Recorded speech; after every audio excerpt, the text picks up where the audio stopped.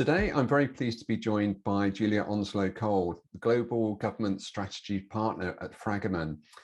I'm sure many of you know Julia for her sharing of knowledge and thought leadership very widely across the industry.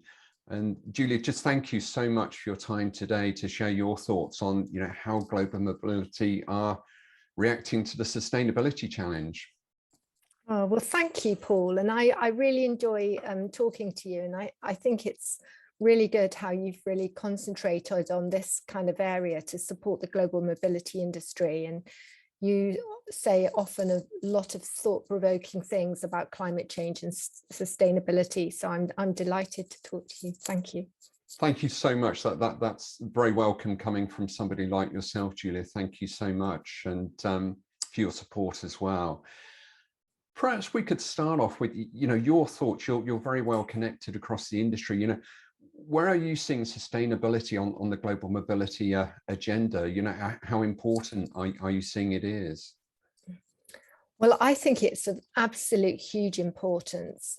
And I think in a way, I mean, obviously climate change and sustainability has been on the agenda for a very long time. But I think what's happened in the pandemic, it's really focused people's mind about the fragility of life and the world.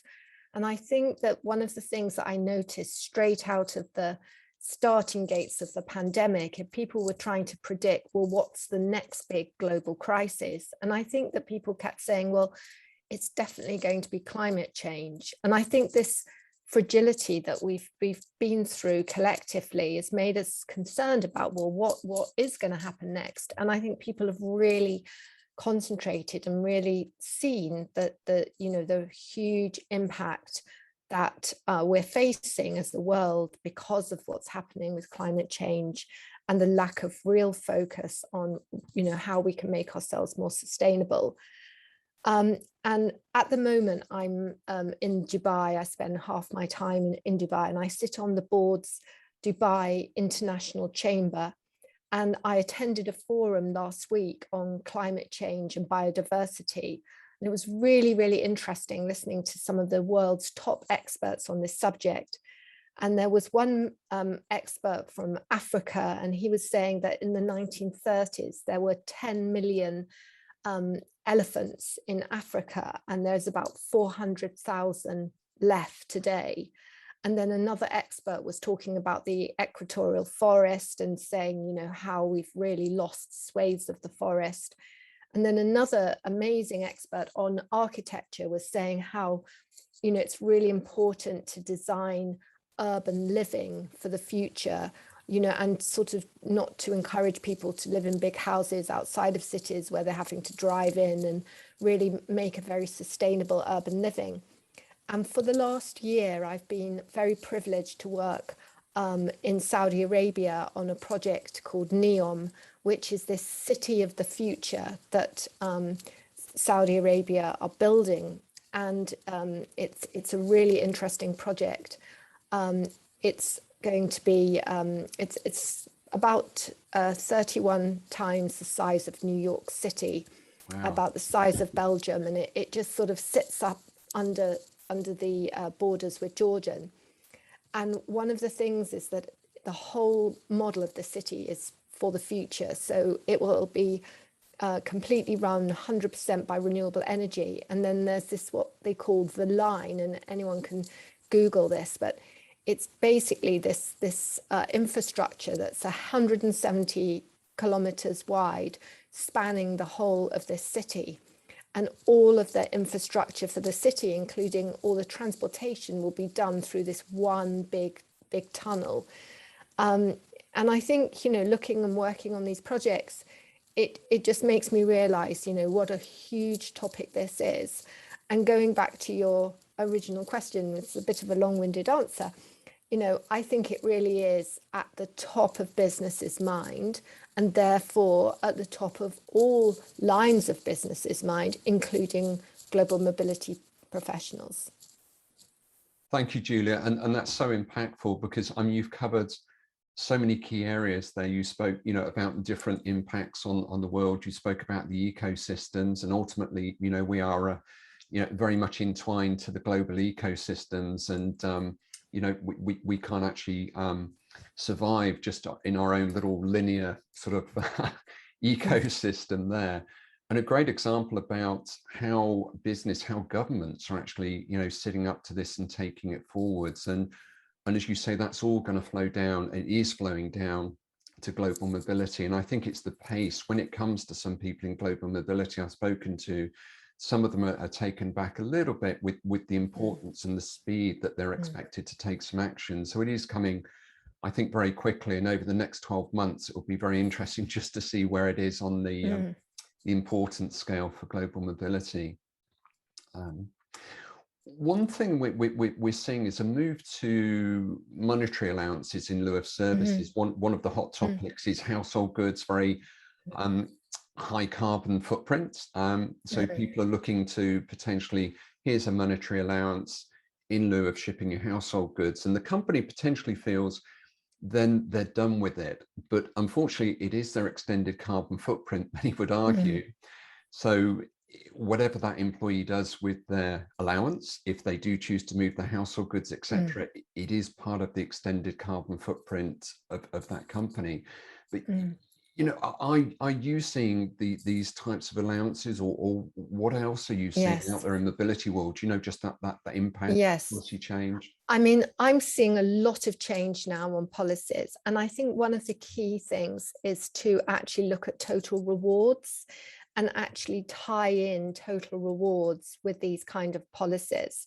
So, you know, one thing I'm seeing is looking at your sort of more sort of senior executives and their air miles, and then put in place, you know, carbon offset compensation scheme, you know, or encouragement. And then also, you know, you can do the same, for example, moving choices. So, you know, to, as you say, you know, it's one thing to just, you know, close your eyes and just give people money, but it's much better if you actually then go further to encourage them to, you know, sell their furniture, buy new when they land, repurpose things, not take so much. So how do you do that? And a lot of companies are now doing it through rewards, and also actually putting it into performance. So, you know, putting it into the performance of the CEO, putting that as a goal, and also in management performances, so that, you know, it really goes right down the company.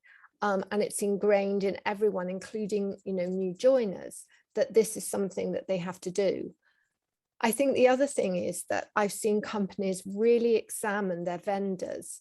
So I think that there has been in the past kind of quite a lot of greenwashing, you know, and I think that now it's really not enough. And I think that the global mobility teams use a lot of vendors normally, and that they really do need to look at their vendors and say, well, which are the ones that are really, you know, fully immersed in this topic, really doing positive things, rather than just saying that they're doing things and perhaps they're having little impact. I think another thing that's happening is that there's a lot of waste by a wrong assignment. You know, that in itself is a lot of waste. I mean, you've expended all that energy sending someone somewhere, however, you know, energy efficient, and, you know, there's therefore much greater need in looking at, do you really need to send this person on an assignment? Do they really need to go on this business trip? Could you really do this more remotely? Is this, you know, something that's going to really align with your business objectives, and is it going to be successful? So, you know, I think that all of those things together are things that companies are doing now, and you know, and it's really, really great that they are. Thank you, Julia. And you know, you've made it very clear your thoughts on the accountability from the board, senior management, all the way through the company, which I totally agree with. And there's examples out there where companies haven't been accountable, but they've been made accountable by shareholders, such as Exxon having 3 board members removed. I think they didn't see that coming, and didn't pay attention to the minority shareholders. And also, in regards to, as you say, tying it into reward, I think sustainability is something that people, it should be made easy for them to make the choices. Certain areas they should be recompensed for this, particularly in management. If you're delivering something and then it becomes integral, doesn't it? Every decision you're making with a client or internally, you're saying, it might affect the sustainability, or there's actually a pro on the sustainability, or actually there's a bit of a red light here. If we're going that direction, it's going to cause X, Y, Z. That's not good for the environment. So I love where you're coming from on that. I know you have this huge appreciation of the whole of the industry, and that obviously immigration is your key area and your key topics. I mean, is there anything you could share with us, on how the immigration industry is starting to change, or has changed, or may change, threats or opportunities for that business as sustainability, pushes in, and hey, potentially mobility starts to shrink? Yes. It's a really weird thing, actually, that you would think that during the pandemic, immigration professionals wouldn't have been very busy, but we've been busier than ever. And I think one of the things is that with all the COVID restrictions, each move has become so much more complicated. When you add in all the sort of quarantine rules and, health and safety, it's very, very complicated to move someone around. So I think that part of it's been, very busy. So there might be less moves, but each one has been very time consuming. I myself have done a lot of government consulting, and that's one of the areas that I specialize in. As governments are really trying very hard to come up with policies to encourage people, but on the same time protect resident labour. So they need quite a lot of support, and that's something else that immigration professionals have been doing. But I think in a way, having less moves is also, an opportunity, because most immigration vendors have very good technology, and certainly at Fragoman we have really excellent data analytics. And then we can really support our clients in helping them decide, is this likely to be a good assignment, or is are the potentials by looking at past history for this assignment to perhaps fail, or are there better ways that we could actually perhaps do this remotely, or we can move people through less sort of moves. So for example, we do get instructions sometimes to move someone from, say, India to Australia, and they seem to be stopping over at 3 different countries. And it's only when we work out what all the COVID rules are that we're saying, well, this is a bit ridiculous, you need to fly them directly. And that might seem so obvious, but sometimes it's not, it's not so obvious unless you're in our position and you have a very good overview. So, I think that there are many ways that we can support business better, and business needs us more. And I really feel that, we have had a very strong partnership with business through the whole pandemic. We've given a lot of added value time, to support people in very difficult situations. That's really interesting, Julia. Thank you. And so essentially it may well be ultimately in the years to come, let's just say global mobility shrinks the number of people it relocates across the world. So the number of immigration cases could potentially reduce down, but then you're looking at other areas of your business where you can actually add value and expanding those, potentially adding more consultancy services and moving yourselves into a slightly different area within the mobility sphere, which I think everybody in the industry, that's what everybody needs to do. And it's a hard thing to do, isn't it? Yes. What do you do? Where do you invest? Where don't you invest? Yes. But I think people that are having these conversations within their companies and also within networks, and I think collaboration is the key thing for sustainability. And I think people who reach out to like-minded companies, or perhaps people in different areas of the industry, and start working on collaboration, otherwise it could just be sat there with ever diminishing returns, is not a good situation for anybody. But thank you for what you've shared, Julia. I mean, are there any sort of further tips and thoughts that you could share with us today? I've got a couple of final thoughts. I mean, one is for people to really listen to their employees and their new hires and their potential assignees, because in a way, you know, they have such strong views, and they themselves, you know, are really championing to change, and they want change quite fast. So I think, you know, you can learn an awful lot from what they want. And sometimes I think there is a danger, particularly, you know, when you're making policy at quite a high strategic level, that you don't really quite gauge the mood, but you could be very well informed.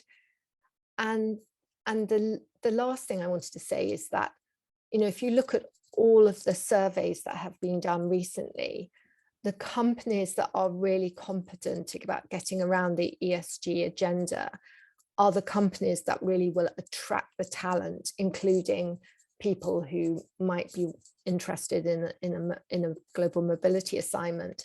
You know, they're the companies that are really doing best and going to do best for a while. So, you know, it really does go straight to the bottom line, and, you know, it's such an important topic. So yeah, so thank you very, very much for asking me to talk to you, and I'm so supportive of all the work you're doing in this area, Paul. It's really impressive. Thank you so much, Julia, for your words of wisdom and your encouragement. And yeah, I'm just one of a great group of people, I think, that's growing within the industry that just want to do the right thing, collaborate with people, share ideas. Not everybody's going to agree, but, you know, it's just good to, I think, have those discussions, understand other people's viewpoints and learn from them. And together as an industry, I think, you know, the global mobility provider industry is going to be very, very strong in the years to come, and actually very dynamic.